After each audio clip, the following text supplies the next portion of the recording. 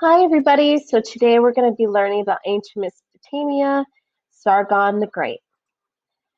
As we see here, Sargon the Great came from northern Mesopotamia. So remember, Mesopotamia is the land between the two rivers, between the Euphrates and the Tigris rivers.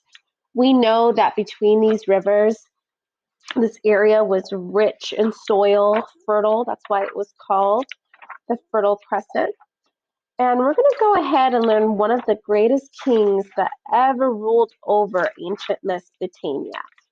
He was the first king to actually conquer all the city-states and have such strong leadership skills to build an empire. His empire reigned all through this area right here, from around in Asia to the whole span of Mesopotamia. So let's go ahead. We'll learn a little bit more about Sargon in a little bit.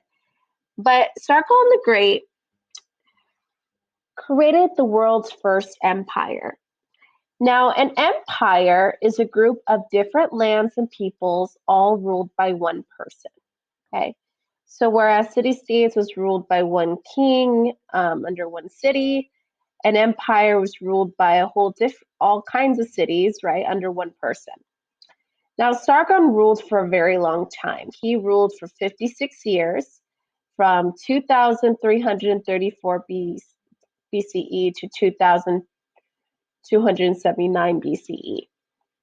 Now, each land he conquered had to give him treasures in return for safety.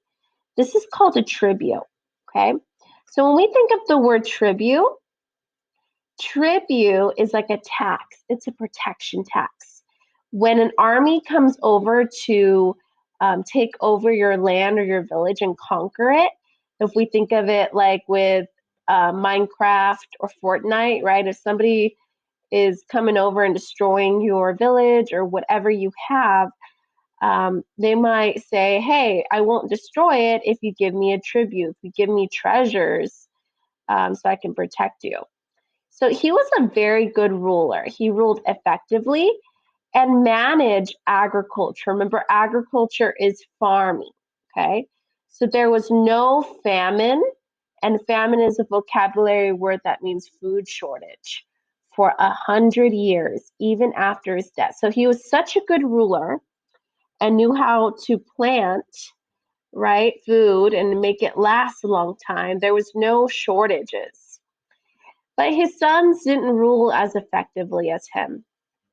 And when his sons came to power, the empire ended in 2200 BCE. So it didn't last very long after his death. So this is actually a mask of Sargon, a bronze sculpture of his head. It gives us an idea of what he might have looked like back then, right? With his long beard, his noble look. So how did we come to think of the idea of an empire? Well, there are many city-states in Mesopotamia, each like its own little country, and they were fighting each other all the time. They were so close to each other, they would fight for every little thing. So Sargon decided to come in, conquered a city-state, and made an offer. Hey, pay tribute to me, give me some treasure, and instead of burning your village down, I'm going to protect you from your neighbors. So you're not in constant war with the next person. Then he did the same thing for the next city-state and the next one. This brought peace to the entire region, so that under Sargon's control. So once he started